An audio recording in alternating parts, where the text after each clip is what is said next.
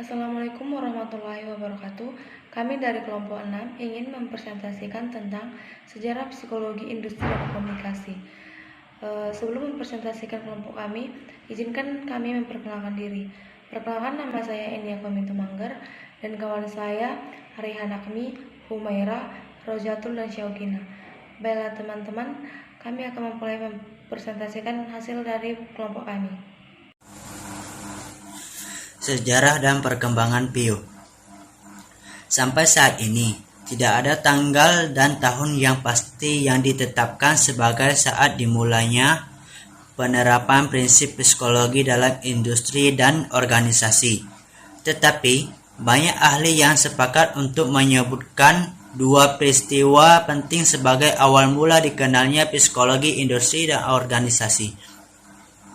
Pertama adalah terbitnya buku karangan Walter Dill Scott, The Theory of Advertising pada tahun 1903, yang dipandang sebagai buku pertama yang membahas tentang psikologi sebagai suatu aspek dari dunia kerja. Yang kedua, pada tahun 1910, waktu Hugo Musterberg menulis buku Psikologi and Industry Efficiency yang kemudian diterbitkan di Inggris tahun 1913. Psikologi industri pertama kali mendapat perhatian besar pada Perang Dunia tahun 1918. Pada waktu itu banyak sekali calon tentara yang harus diseleksi dan ditempatkan pada sebagai unit yang sesuai untuk dirinya. Oleh karena itu, psikologi dilibatkan untuk melakukan tes dan pada waktu itu digunakan tes kemampuan mental yang dinamakan Army Alpha dan Army Beta. Army Alpha digunakan untuk calon yang dapat membaca dan menulis, sedangkan Army Beta digunakan untuk calon yang buta aksara. Army Alpha digunakan untuk calon yang dapat membaca dan menulis, sedangkan Army Beta digunakan untuk calon yang buta aksara.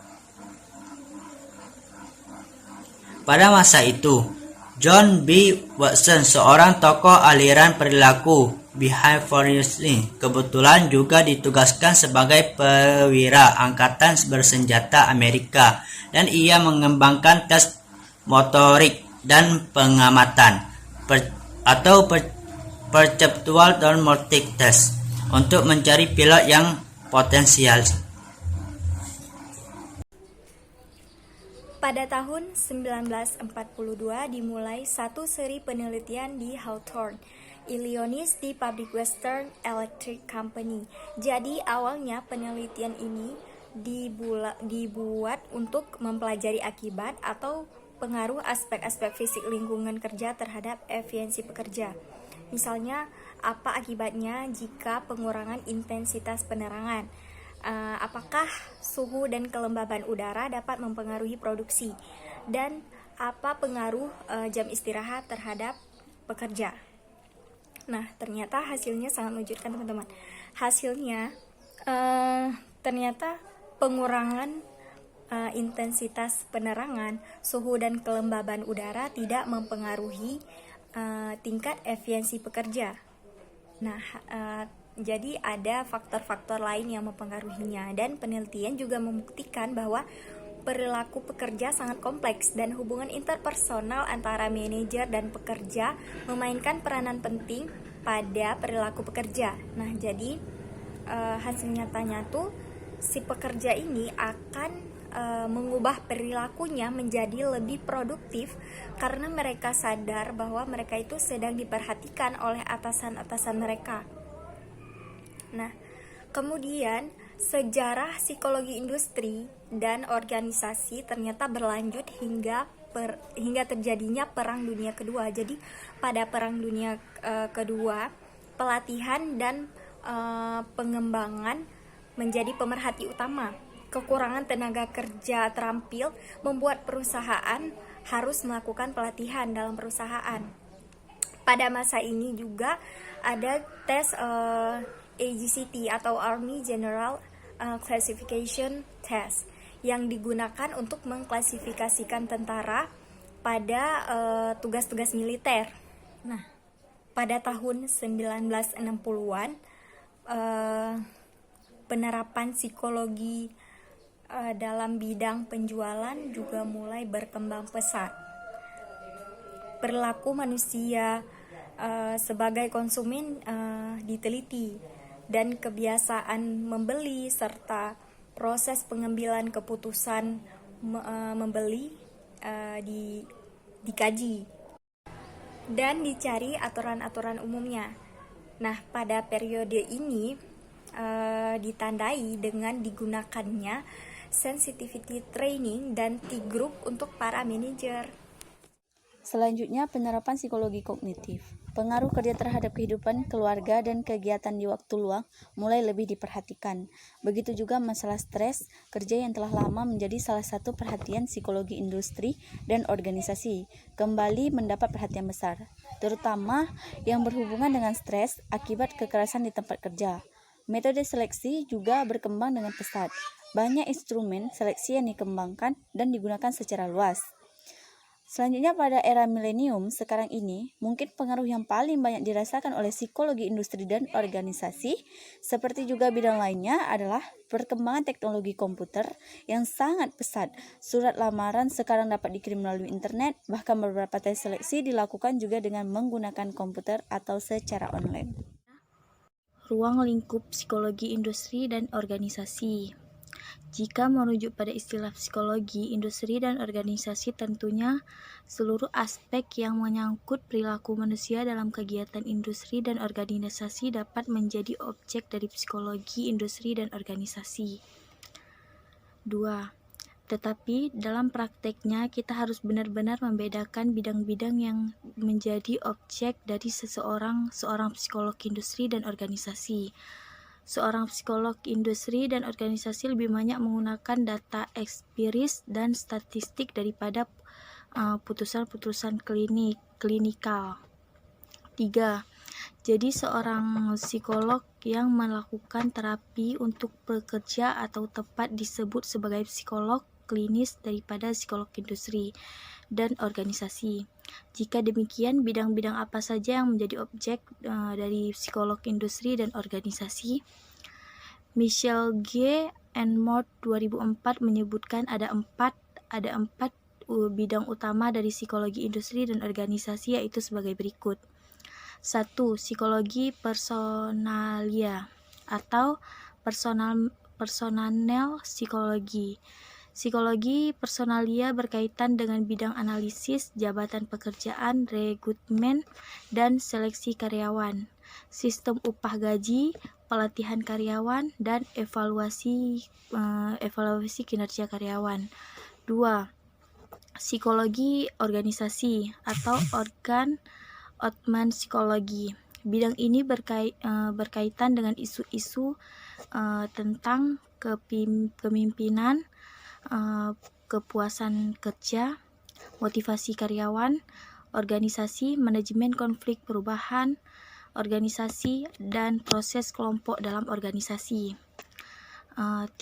Bidang dan pengembangan atau training and development.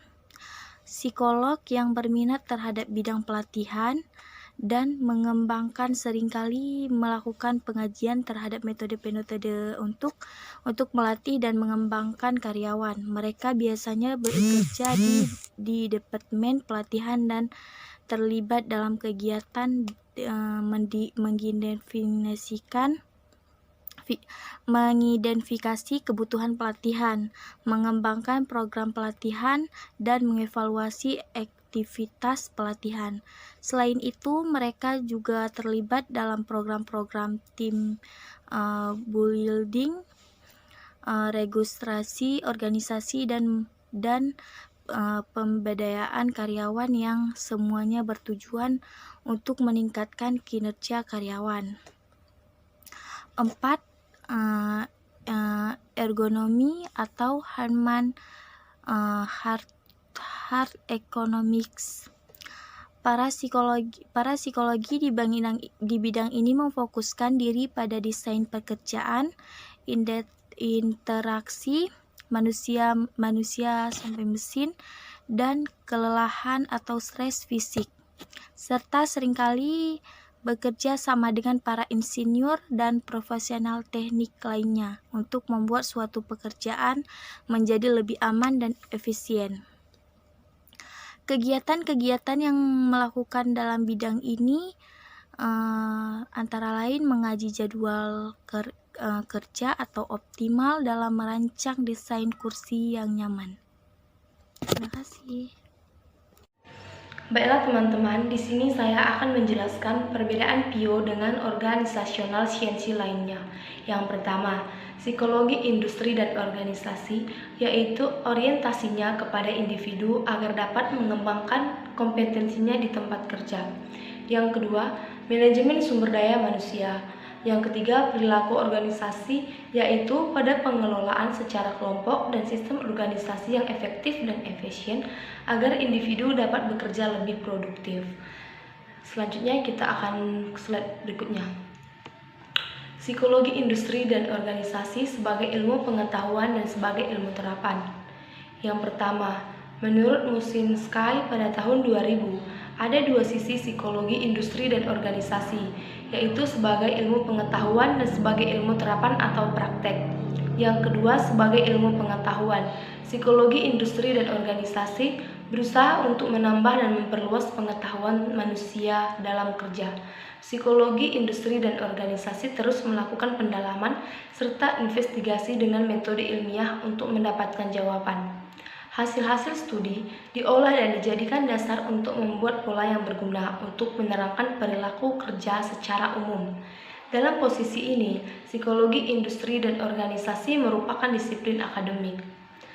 Selanjutnya, sisi lainnya adalah sebagai ilmu terapan atau praktek atau disebut juga sisi profesional, yaitu penerapan dari pengetahuan untuk memecahkan masalah sebenarnya dalam dunia kerja.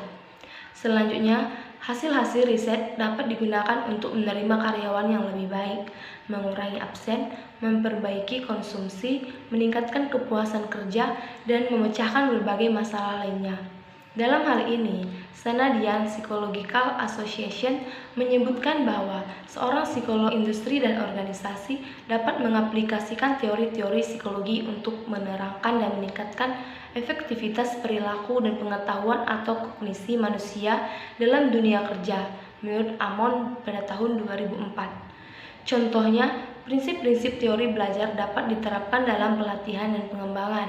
Prinsip-prinsip psikologi sosial dapat digunakan untuk membentuk kelompok kerja ataupun mengatasi konflik antar karyawan, dan prinsip-prinsip teori motivasi dan emosi digunakan untuk meningkatkan motivasi kerja serta kepuasan kerja. Baiklah teman-teman, sekian dari hasil presentasi kami. Kami ucapkan terima kasih. Wassalamualaikum warahmatullahi wabarakatuh.